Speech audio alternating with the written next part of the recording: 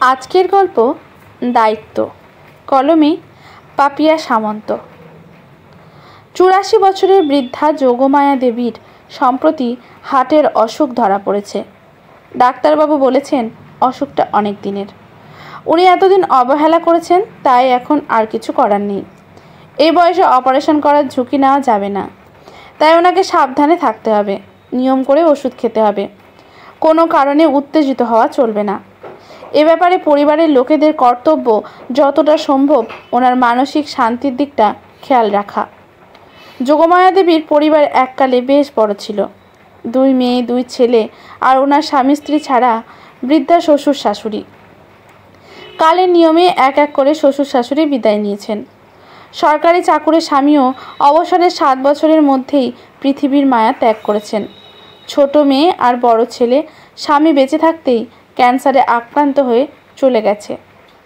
বড় মেয়ে তার পরিবারের সঙ্গে বছর 2 আগে গিয়েছিল তীর্থ করতে হিমালয়ে। গাড়ি দুর্ঘটনায় তারা আর জীবিত ফিরে আসেনি।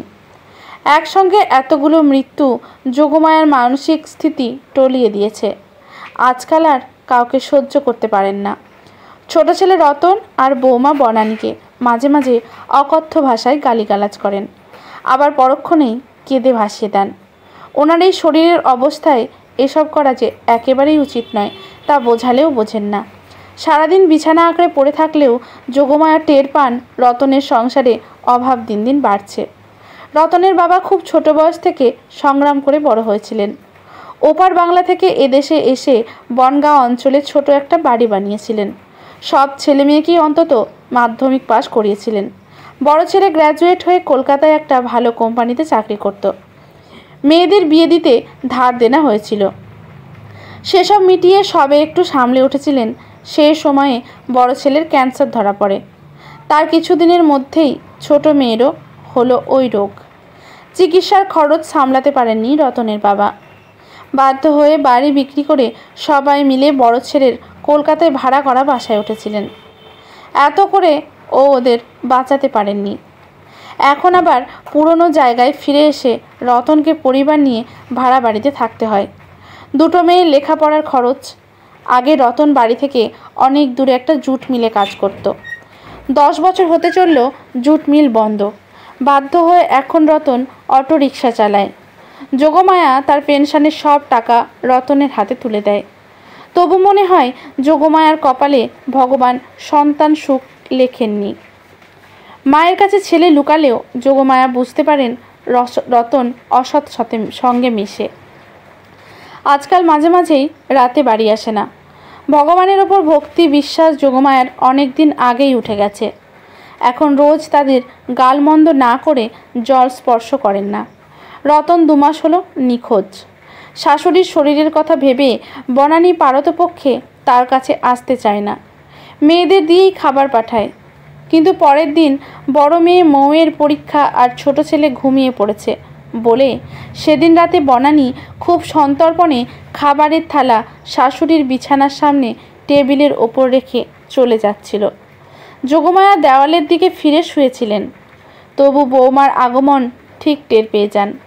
আবার সঙ্গে সঙ্গে চেঁচিয়ে ওঠেন, বলি খাবারের থালা আলগা রেখে চলে যাচ্ছ যে? মুখে কি বাত হয়েছে নাকি? বুড়ো মানুষটাকে একবার ডেকে দিতে পারো না?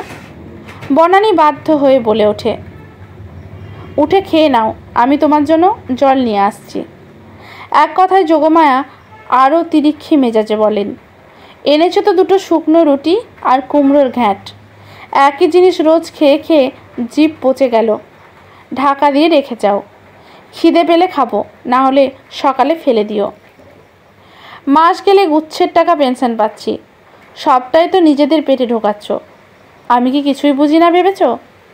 শাশুড়ির কথায় বনানী রুষ্ট হয়ে বলে, বাজারে একবার গিয়ে দেখো সব জিনিসের দাম কত বেড়েছে। এই অবস্থায় 4টে পেটে 4 বেলার খাবার জোগাড় করতে আর ঘর ভাড়া দিতে আমি হিমশিম খাচ্ছি।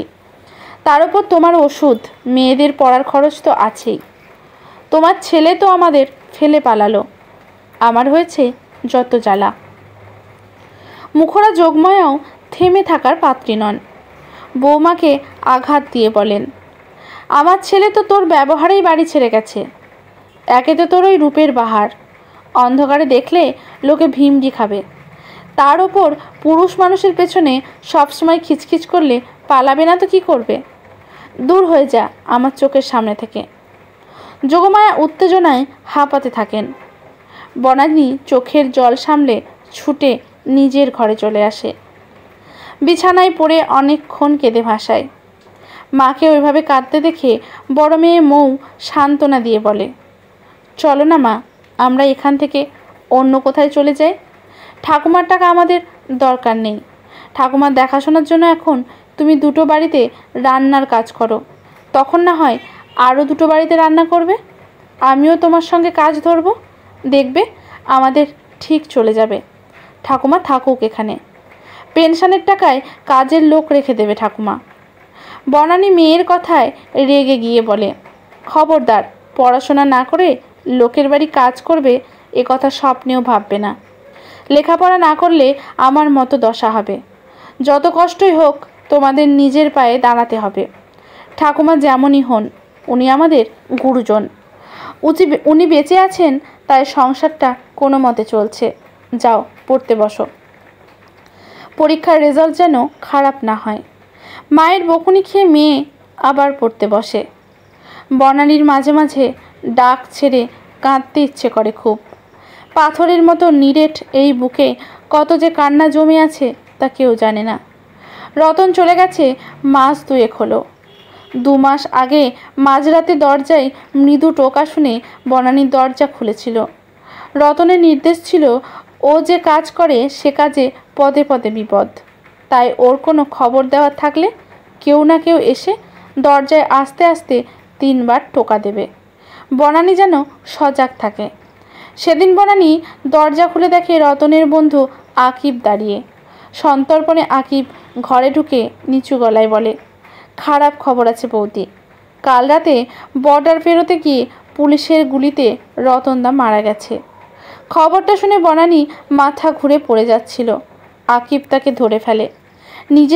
নিজেকে সামলে বনানী বলে, আমার একটা কথা রাখবে, এই খবরটা যেন আর কেউ জানতে না পারে। আমার শাশুড়ি হার্টের রুগী, এর আগে 3টে ছেলে মেয়ের মৃত্যু শোক পেয়েছেন।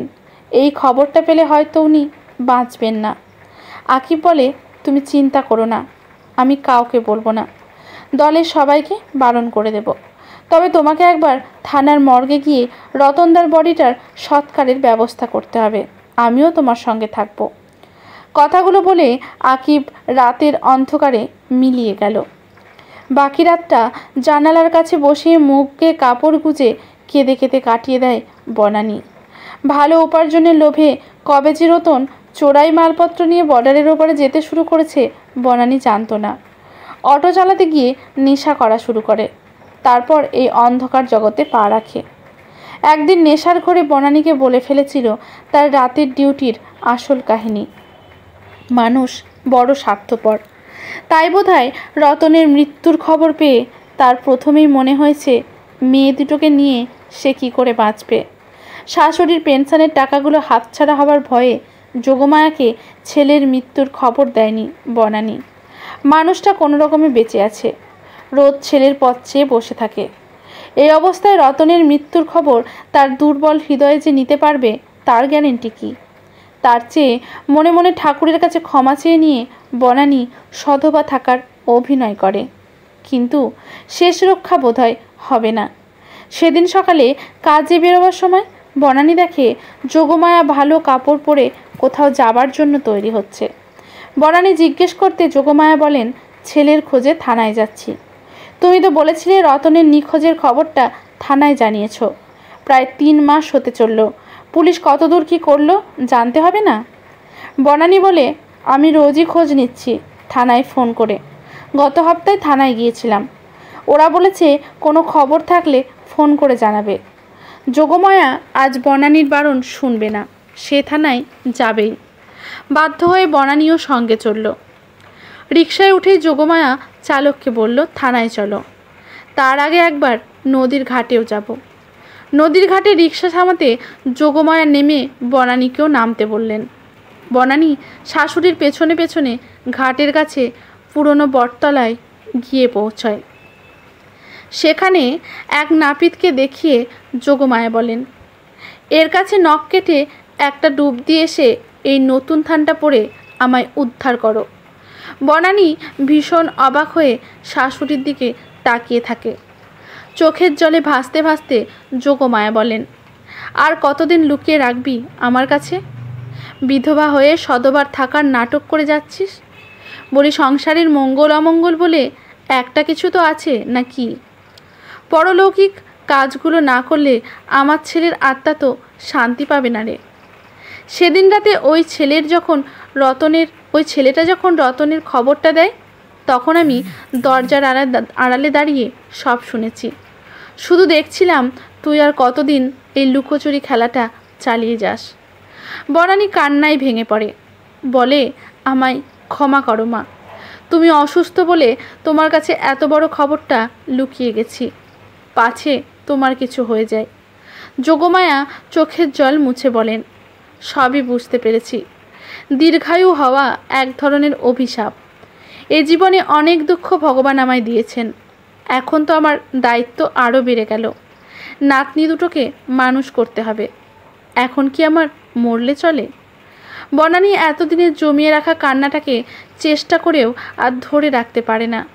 পথ চলতি মানুষজনকে সচকিত করে শাশুড়িকে জড়িয়ে ধরে হঠাৎ উচ্চস্বরে কেঁদে উঠল বনানী। আজকের গল্পটি এখানেই সমাপ্ত। গল্পটি যদি ভালো লাগে লেখকের প্রতি শ্রদ্ধা জানিয়ে একটি কমেন্ট করতে ভুলবেন না। লাইক শেয়ার করে পাশে থাকবেন। ইউটিউব থেকে দেখলে চ্যানেলটি সাবস্ক্রাইব করে বেল নোটিফিকেশানটি অল করে দেবেন। ধন্যবাদ।